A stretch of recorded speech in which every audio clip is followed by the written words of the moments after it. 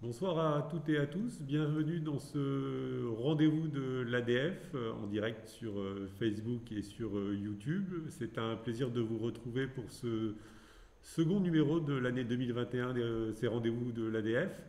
Après Christian Moussali le mois dernier qui nous parlait dentisterie numérique, j'ai le plaisir ce soir d'accueillir Gauthier Westrock. Bonsoir Gauthier. Bonsoir Julien.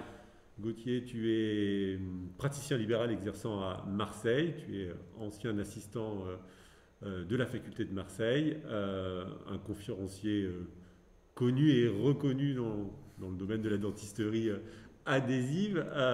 Tu es également co-rédacteur en chef du magazine Clinique. Et ce soir, j'ai le plaisir de t'accueillir pour échanger ensemble pendant environ une heure autour, avec deux objectifs. Le premier, c'est d'échanger sur la dentisterie restauratrice au travers d'un cas clinique et puis aussi de valoriser un certain nombre de séances du prochain congrès de l'ADF. Parce que oui, le congrès de l'ADF aura lieu cette année en 2021, du 23 au 27 novembre prochain. Et on a choisi, au travers de ces rendez-vous de l'ADF, de commencer à mettre en avant les séances auxquelles vous aurez le plaisir de pouvoir participer discipline par discipline. Et ce soir, Gauthier, en tant que responsable du programme pour tout ce qui touche aux thérapeutiques conservatrices et restauratrices, on va balayer tout ce que tu as conçu avec tes conférenciers pour donner envie au plus grand nombre de praticiens de s'inscrire prochainement au congrès de l'ADF. On devrait ouvrir les inscriptions aux alentours du 15 juin prochain.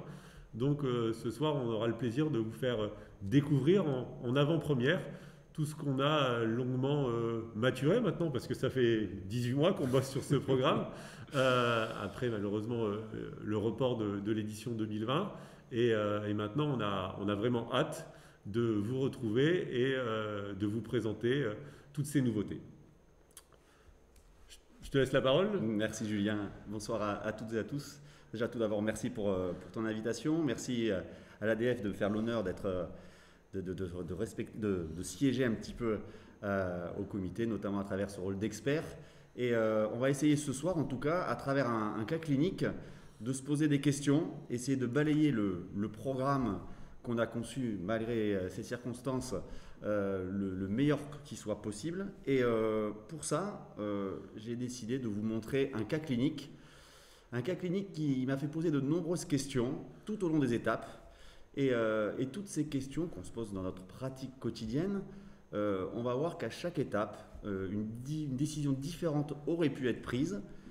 Et pour autant, vous voyez là sur ce résultat final, qui semble être tout à fait correct, réussi, qu'on aurait pu prendre des décisions différentes et peut-être avec un succès ou un échec à la clé. C'est pour ça que j'ai volontairement appelé ce titre de cette conférence réhabilitation antérieure pour raisons médicales et esthétiques, parce qu'on va voir qu'au-delà de cette photo d'introduction se cachent de nombreux problèmes biomécaniques, biologiques, esthétiques qui nous ont amenés à cette solution.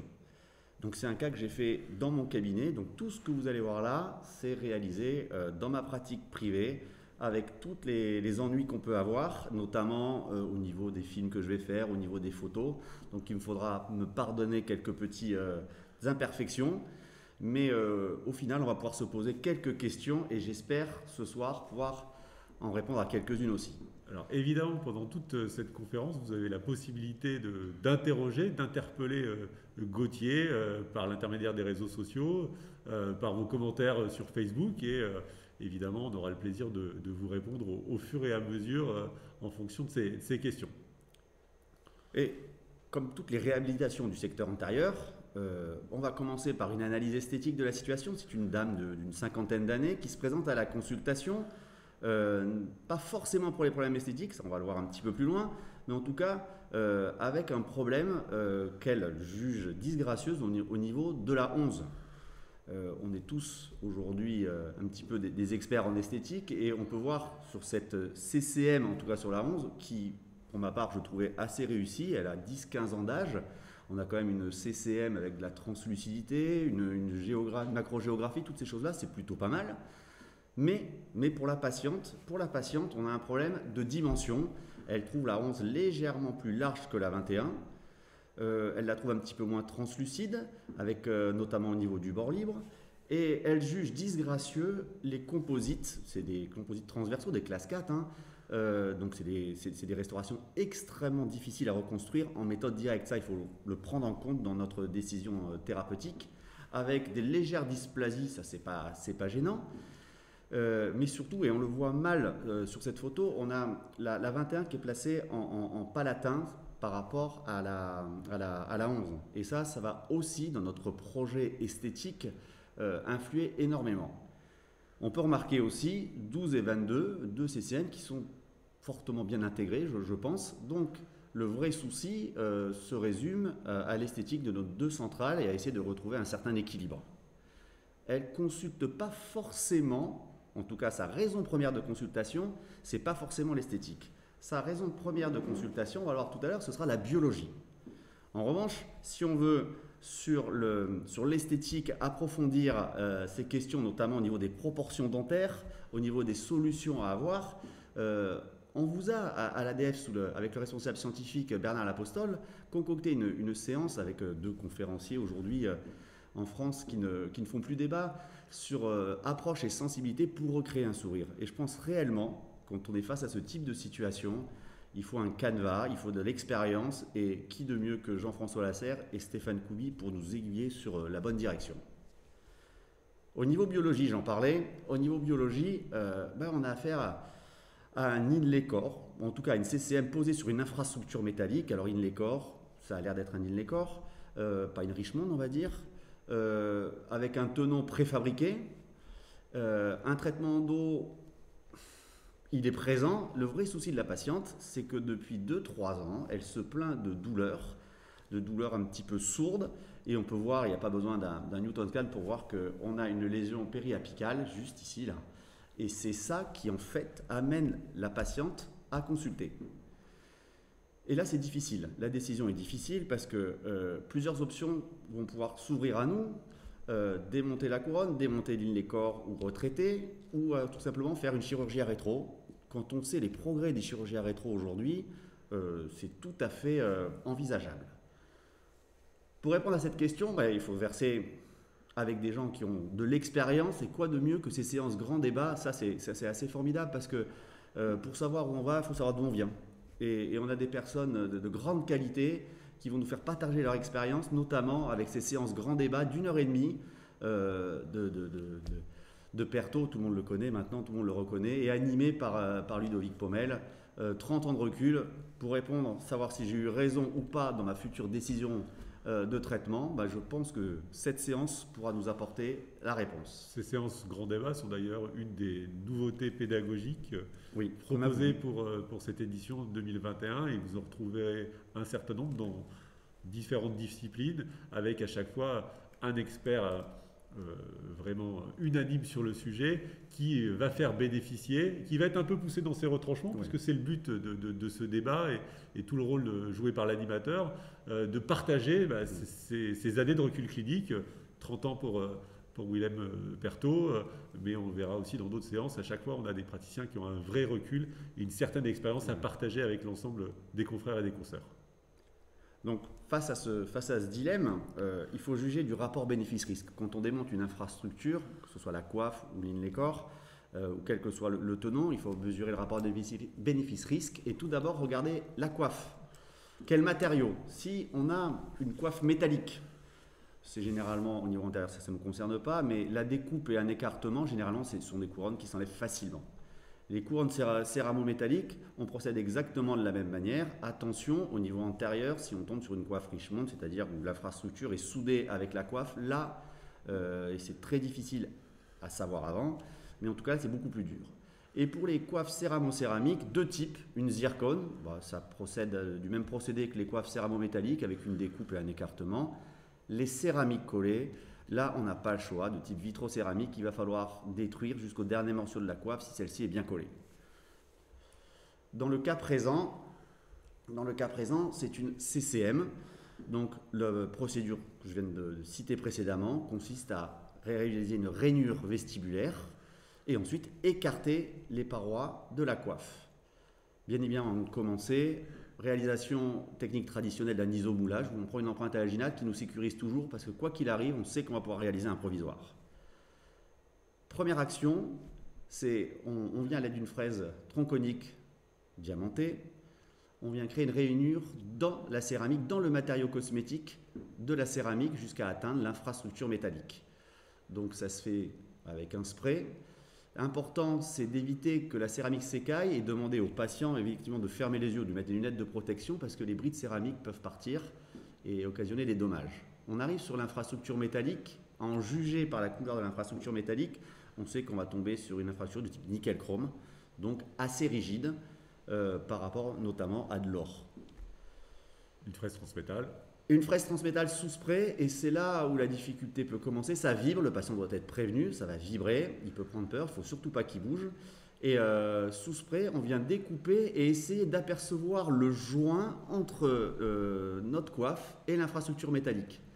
On est toujours content, Julien, quand on voit le joint. C'est ça, parce qu'on n'est pas sur une Richemont. Oui, et on c'est s'est ça. dit, ouais, ça va. Et ça, c'est super important, on est très content là.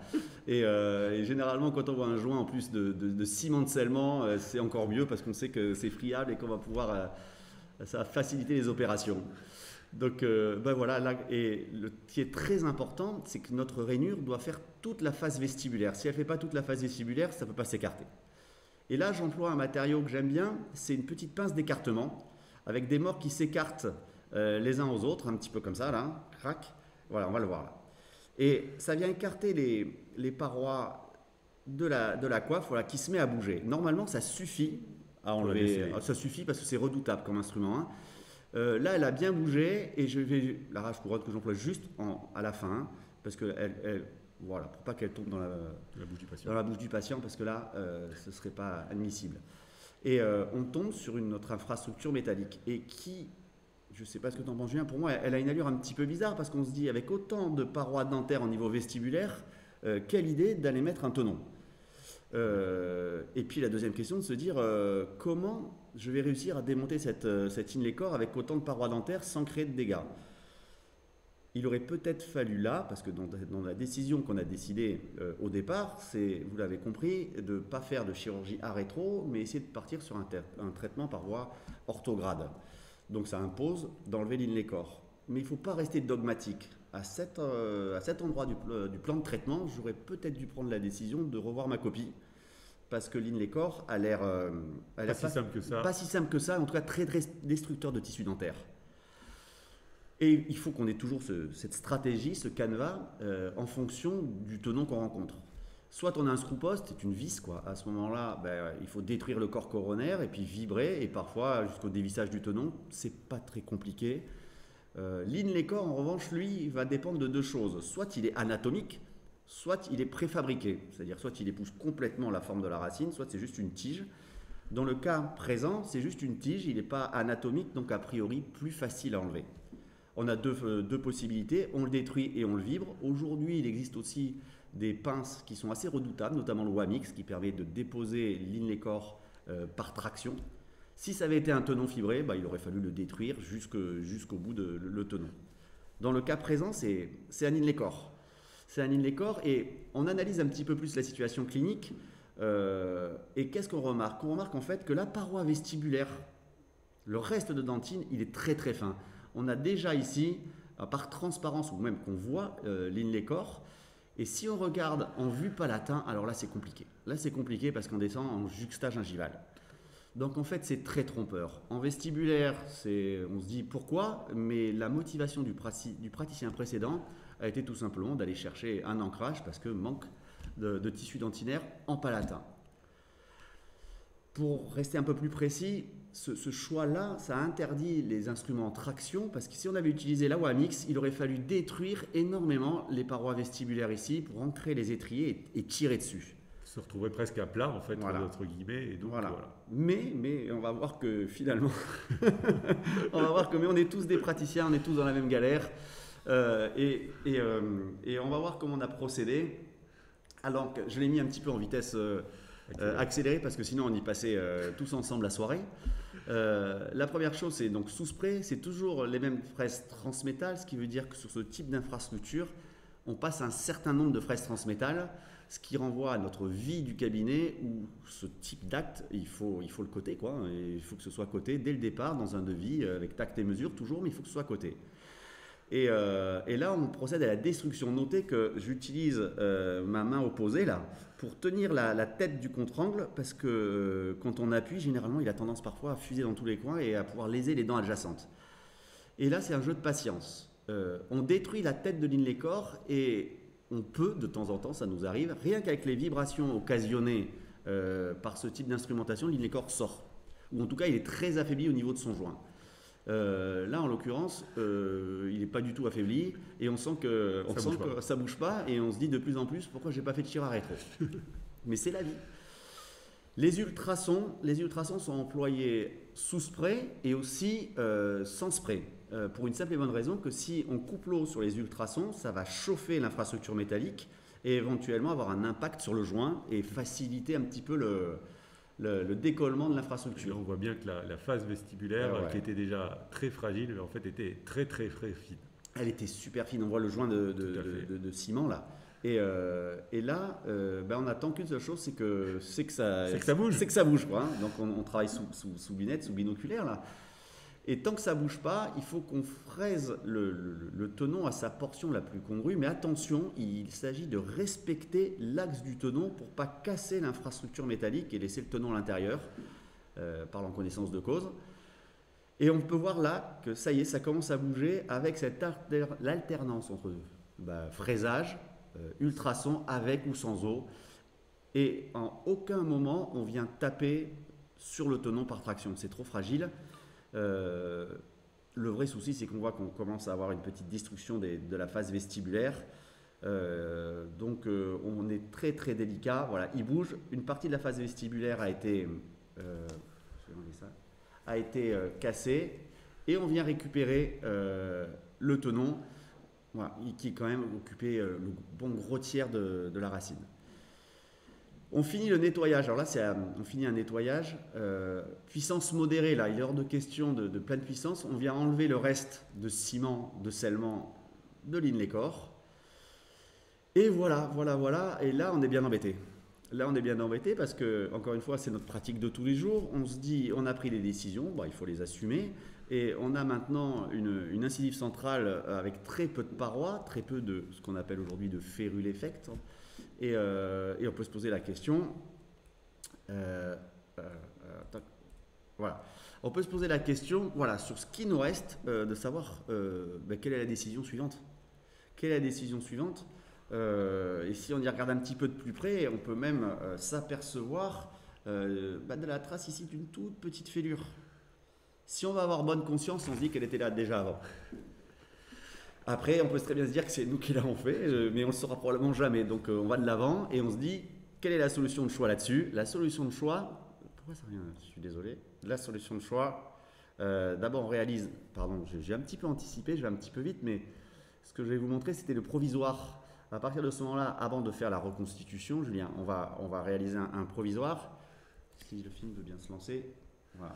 Tac, voilà. Alors il y a un provisoire. Pour ça, l'astuce consiste à réutiliser le tenon en le diminuant un petit peu en diamètre et faire une simple technique d'isomoulage. Il faut dans notre pratique quotidienne, il faut être efficace, hein.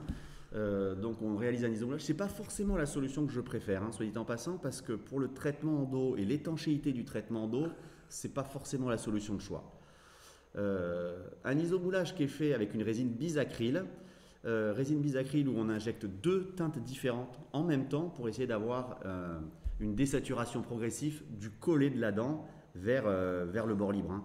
Il ne s'agit pas de laisser partir cette patiente avec une coiffe provisoire qui soit complètement inesthétique. C'est pas bon. Un simple scellement au thème bond, on enlève les excès après quasiment c'est la prise définitive pour éviter que ça vienne tacher toute la surface vestibulaire pour avoir un scellement idéal. Bon voilà, ça c'est du classique, hein.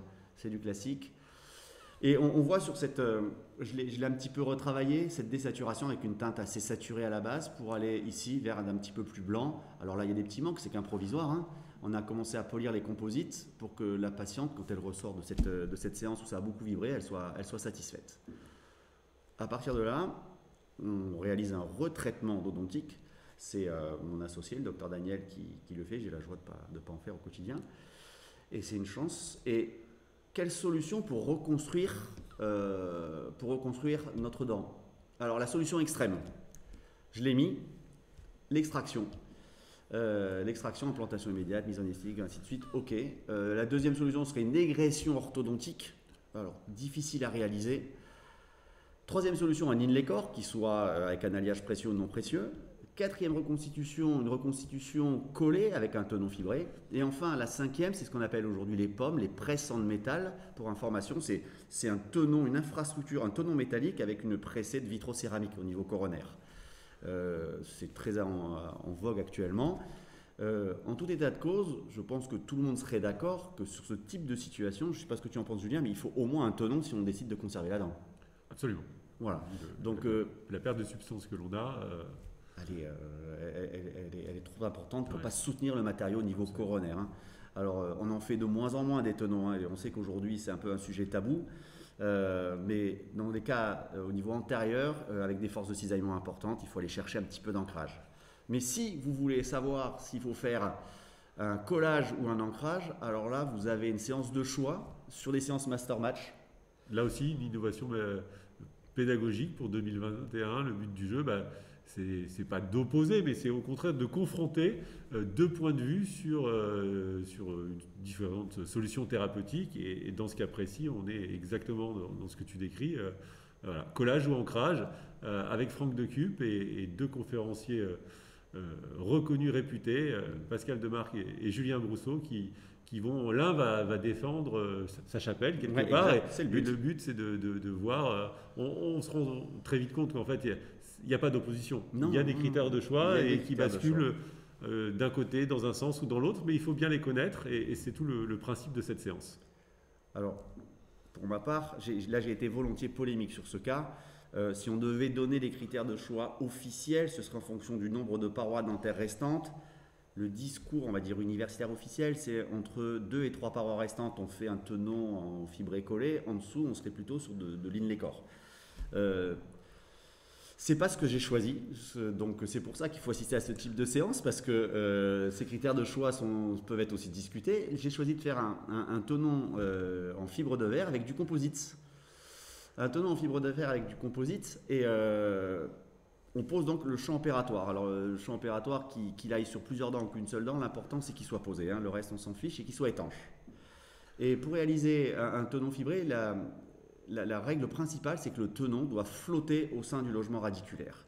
Il ne doit pas exercer de friction et il doit être entouré complètement de résine composite pour amortir les contraintes qu'il impose sur le reste de la dent. Utilisation d'un forêt largot, on utilise le forêt largot pour réaliser l'ébauche du logement radiculaire. Donc il est lancé sans eau à pleine vitesse, il a une pointe mousse et il fait fondre la gutta jusqu'à la profondeur désirée. On ne dépasse jamais la moitié de la longueur de la racine. Utilisation d'une fraise boule long col. Ici, c'est la LN0205 de chez Mayfair. Et par raclage, sans eau, puissance moyenne. Attention, cette fraise-là, on peut facilement faire une perforation si elle n'est pas placée exactement dans l'axe. Puissance moyenne, on vient explorer toute la surface du logement radiculaire pour en enlever toutes les impuretés, que ce soit les restes de ciment, de scellement endodontique, principalement, en ayant à l'esprit qu'on va prendre que ce que l'endo nous donne. Le tenon ne renforce pas la dent, il faut que le tenon s'adapte à la dent et au volume du logement canalaire. En alternance avec cette fraise boule long col, tout simplement parce que les saletés obéissent à la loi de la gravité et tombent au fond du logement, on prend les ultrasons puissance moyenne avec de l'eau et on vient dégager les impuretés qui restent dans le logement. Ça, c'est le nettoyage mécanique. Il faut que visuellement, à l'aide, vous voyez, avec du miroir, qu'on passe à chaque étape, il faut que ce soit propre. Dernière étape du nettoyage mécanique, un micro-sablage. Donc, c'est des particules d'alumine, 50 microns, 3 bars, et on vient nettoyer. Beaucoup d'études montrent que ce nettoyage au sein du logement n'aurait pas d'effet, parce que cette dentine radiculaire, on a très peu de possibilités de coller dessus. En revanche, quand on voit avant, après, avec les loupes, au fond du logement radiculaire, on se dit toujours que c'est plus propre après sablage. Là, on fait un nettoyage rigoureux pour enlever toutes les particules d'alumine qui seraient contenues tout au fond du logement. Vous voyez, elles remontent à la surface. Là, hein. Elles remontent à la surface, donc on s'assure qu'il il ne reste plus aucune impureté à l'intérieur du logement. Et on vient sécher et essayer le tenon. Le tenon doit flotter au sein du logement, c'est un tenon en fibre de verre, voilà, on s'assure qu'il loge, voilà, pour qu'il soit entouré de résine composite pour amortir les contraintes au sein de la dent. On vérifie toujours la position de notre miroir en vision 3D. La dentine est ensuite mordancée. Le mordançage, ce sera 30 secondes minimum. Et c'est là un élément capital. C'est un acide orthophosphorique entre 32 et 37%, qui permettrait, au-delà de mordancer la dentine avec tous les effets qu'on connaît, mais aussi de neutraliser le ciment-scellement d'eugénol contenu dans les ciments d'eau. Donc c'est impératif, ça exclut de fait les systèmes automordançants. On vient frotter, il ne faut pas hésiter à avoir un matériel adapté. Ici, c'est une micro-brush avec un diamètre en dos. Et on vient frotter pour activer un petit peu ce gel orthophosphorique. Et on n'a pas d'odontoblaste ici. Donc, si on majore le temps de mordançage, il ne nous arrivera pas grand-chose. On vient rincer soigneusement. Il y a la seringue RO du fauteuil, mais on peut très bien aussi remplir une petite seringue d'endo 5 ml là, et à venir nettoyer au fond du logement. Il serait quand même impensable de laisser de l'acide orthophosphorique tout au fond du logement, parce que déjà, ad vitam aeternam, à mon avis, c'est pas bon, et que ça inhibe la prise de nos résines composites. Mise en place d'un adhésif, attention, cet adhésif ici doit être forcément dual, et à l'aide d'une instrumentation adaptée, encore une fois, une micro-brush, on vient frotter tout le long des surfaces du logement radiculaire qu'on a créé. Il est évident que cette dentine radiculaire, on colle mal à ce substrat parce qu'elle n'a pas les mêmes propriétés histologiques que la dentine coronaire. En revanche, il faut donner tout ce qu'on peut pour avoir, en tout cas tous les moyens qu'on a pour avoir une couche hybride optimale. Donc on vient frotter, pinceau, micro-brush, on sèche pour évaporer les solvants et pour avoir une couche hybride homogène. Et là encore une fois, c'est une étape pas fastoche. Savoir comment on a séché tout au fond du logement, c'est difficile.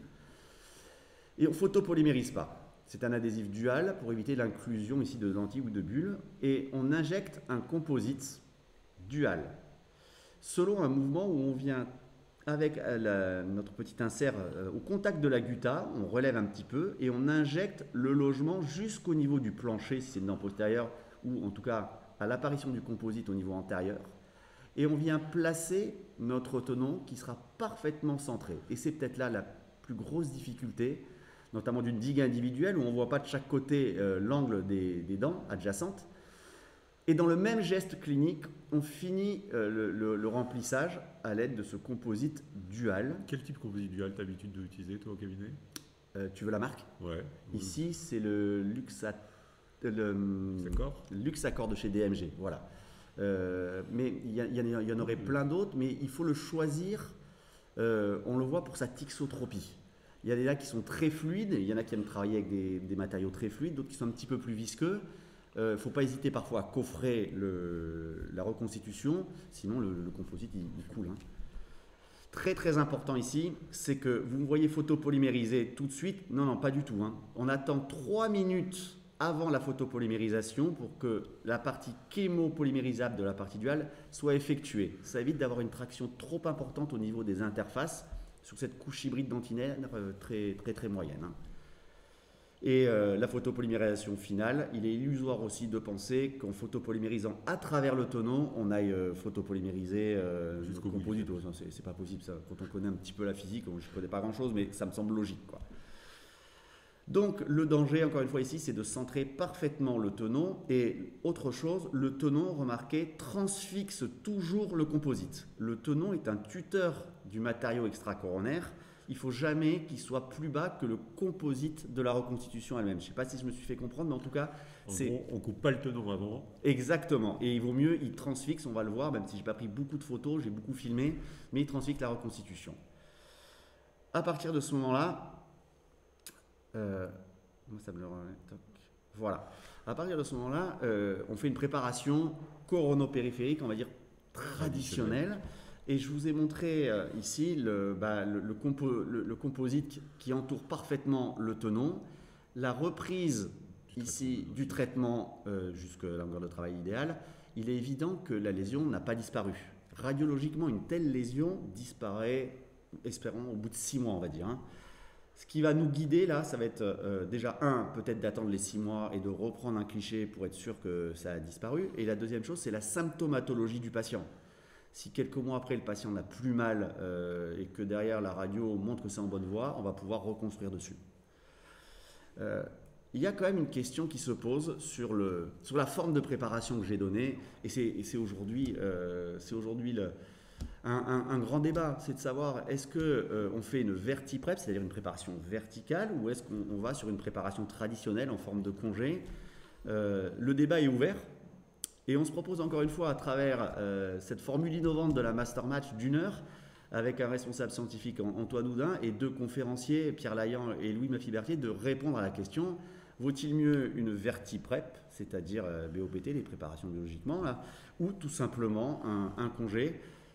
Je crois que pour ça, le débat est ouvert, il faut aller voir Pierre Laillant et Louis Maffy-Berthier pour écouter leurs explications. Exactement. Et là aussi, leurs arguments pour défendre la technique qu'ils utilisent de manière la plus traditionnelle. Exactement. Mais là encore, ce qui est important, comme tu l'as dit, c'est le choix du matériau en amont qui va déterminer, et non pas l'inverse. Non, exactement. Voilà.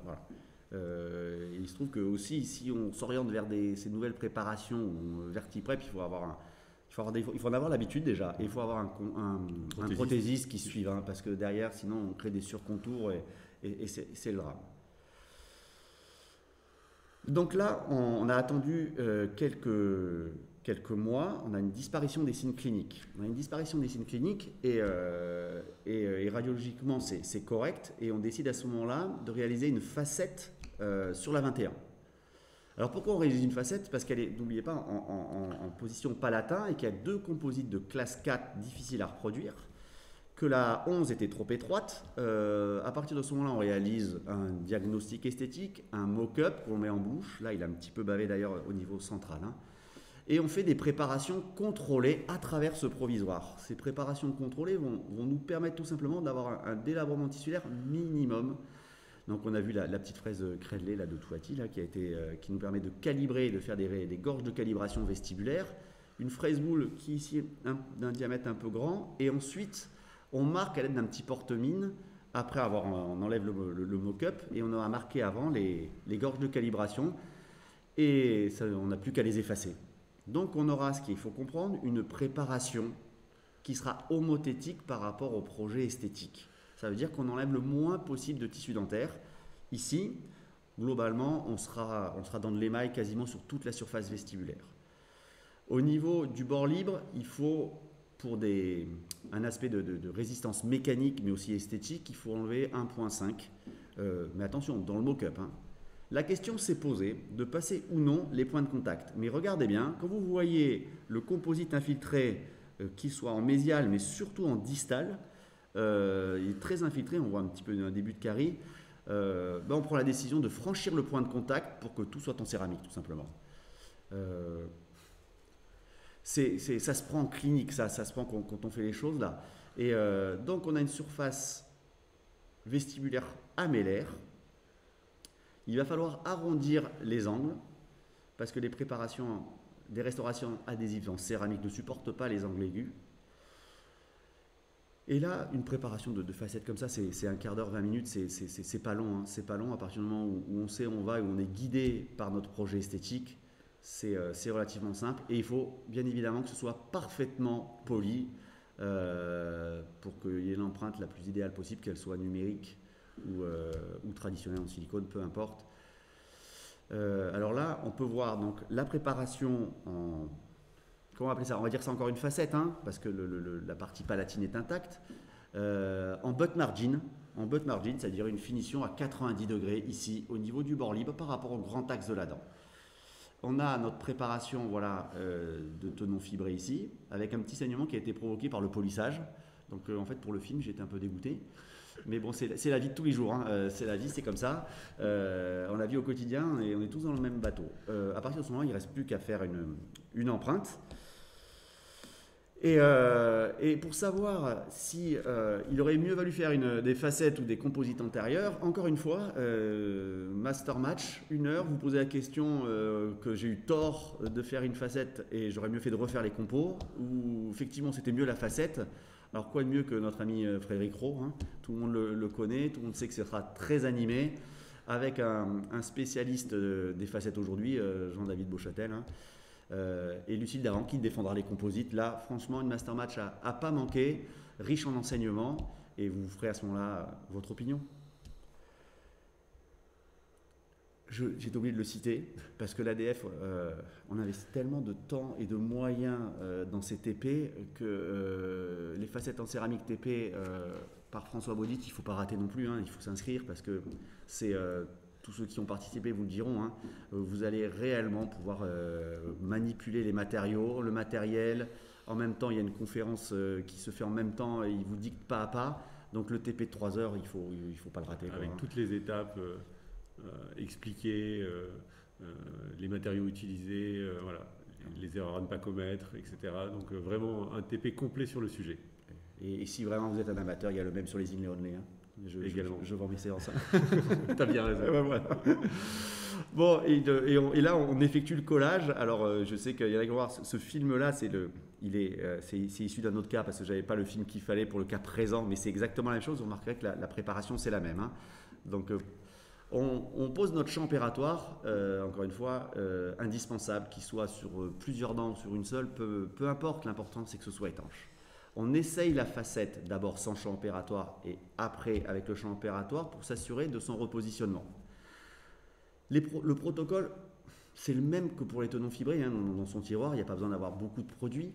C'est le micro-sablage, particules d'alumine 50 microns, 3 bars, et on vient nettoyer toute cette surface qui a été polluée par le ciment de scellement provisoire notamment, et on s'aperçoit entre avant et après que on est des cliniciens et qu'on préfère coller sur une surface parfaitement propre. Mordançage. Alors le mordançage, il doit être de 30 secondes sur l'émail et essayer d'être de 15 secondes sur la dentine. Tout ça, c'est bien gentil, mais pour discerner les plages améllaires des plages dentinaires sur des préparations antérieures, c'est pas facile. C'est pas facile. Dans le doute, on va peut-être essayer de rester plus sur les 15 secondes. Et on peut venir l'activer encore une fois. Alors ça bouge un petit peu, cela la caméra je l'ai en position de GoPro sur la tête, donc ça donne un peu le mal de mer, mais on vient frotter et on fait un rinçage soigneux et prolongé du gel de mordançage qu'on a mis. Et là, il faut passer du temps à parfaitement rincer. Encore une fois, ce gel de mordançage, il va inhiber la prise de nos systèmes adhésifs et résines composites. Donc on prend le temps de rincer. C'est plus simple ici, mais en tout état de cause, si on veut savoir le temps de rinçage, il faut se référer à la notice de l'adhésif employé, hein, c'est très clair. Mise en place d'un adhésif. L'adhésif est frotté. Quand je dis frotter, c'est frotter. Donc vous avez remarqué les embouts spécifiques pour les tenons fibrés. Remarquez ici qu'encore une fois, on a un embout qui a un embout en forme de micro-broche et qui nous permet d'essayer d'imprégner efficacement l'adhésif sur la surface dentaire. On respecte le protocole donné par le fabricant. Il y a suffisamment de problèmes tous les jours pour savoir que là, on nous donne un protocole, on le suit. Quel type d'adhésif tu as utilisé? Là, c'était un adhésif universel.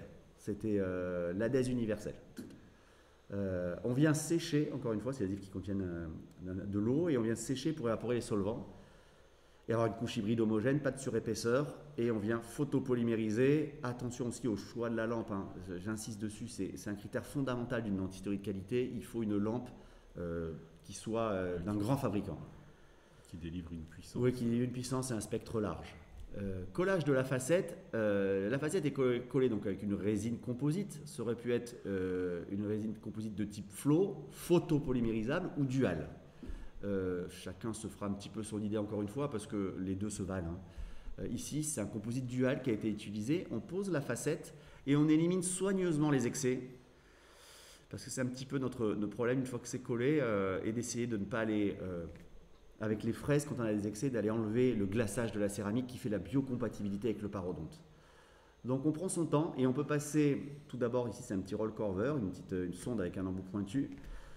On enlève les gros morceaux, ensuite on va prendre une petite sonde dans les espaces interproximaux sans aller percer le champ, et ensuite un pinceau. Photopolymérisation, et là c'est très important à ce stade de photopolymériser. Le temps idéal, entre 45 secondes et 1 minute par face, c'est le minimum, hein. C'est vraiment le minimum. Vous remarquerez que là, je cache avec mon doigt, parce qu'avec le film, ainsi de suite, c'était pas facile pour éviter d'avoir cette lumière bleue pendant 40 ans dans les yeux.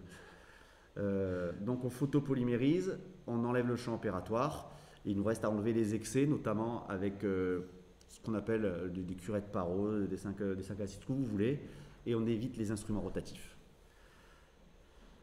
Globalement, on a réalisé donc une facette sur la 21 et sur la 11 une coiffe dans le même matériau. Si j'ai collé de cette manière-là, vous l'avez compris, c'est qu'on était sur de la vitrocéramique renforcée au disilicate de lithium.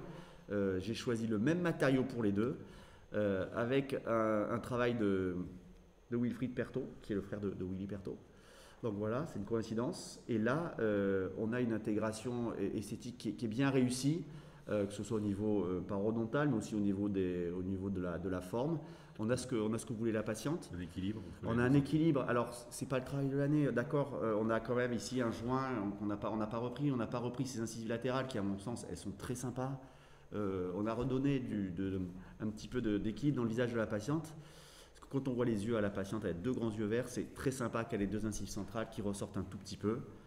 Voilà, les photos en bouche juste après, ça fonctionne sans aucun problème. Et reste à voir sur le long terme, au niveau biologique, au niveau de la lésion apicale, au niveau mécanique de ce qui reste de la racine, ça seul l'avenir nous le dira, si on a choisi les bonnes options. Mais quand on parle d'avenir, encore une fois, il faut savoir d'où on vient. Et en ce qui concerne la dentisterie adhésive, on était obligé de donner la parole à Gilles Thierry et Jean-Pierre Attal pour savoir quel était le recul et quel était leur avis sur la question. Donc ne mentez pas cette séance grand débat qui, à mon avis, s'annonce grandiose. Absolument. Merci à tous. Merci, un grand merci Gauthier pour cette présentation, pour ce cas clinique du quotidien avec ces problématiques, ces questions, ces alternatives thérapeutiques où on se pose, on s'interroge, et c'est toujours bien d'avoir l'avis de différents experts, et c'est un peu le principe du congrès, c'est le principe de ce programme que tu as bâti, et que l'ensemble des experts dans toutes les disciplines ont essayé de coller pour 2021 avec cette année une logique en plus interdisciplinaire. On n'a pas voulu fonctionner discipline par discipline, mais au contraire essayer de matcher, parce que l'omnipratique c'est ça aussi, hein, c'est pas juste des tiroirs qu'on ouvre, mais c'est des patients, c'est prendre en charge des gens dans leur globalité, et c'est ce qui nous a animés pour construire le programme 2021 du congrès, que vous découvrirez dans son intégralité au début du mois de juin. J'espère que vous serez nombreuses et nombreux à nous retrouver au mois de novembre prochain. Nous, on a hâte, on a vraiment hâte que la pandémie soit derrière nous et qu'on puisse enfin fêter, célébrer la profession autour de ce grand événement qu'est le congrès de l'ADF. On vous donne rendez-vous dans 2 mois maintenant pour un nouveau rendez-vous de l'ADF avec Régis Neg. Cette fois-ci, on parlera pour une fois pas clinique, on parlera environnement professionnel, on parlera communication, parce que là aussi, on est des chefs d'entreprise, et donc le cabinet, c'est de la clinique, mais c'est aussi de l'organisation, c'est du management, c'est de la communication avec ses patients. Donc autant de sujets qu'on va aborder avec Régis. Si vous avez des questions, n'hésitez pas. Gauthier va vous répondre sur les réseaux sociaux. On est disponible. Passez une bonne soirée à toutes et à tous, et à bientôt. Merci beaucoup. Merci Bonne Gauthier. soirée à tous. Au revoir.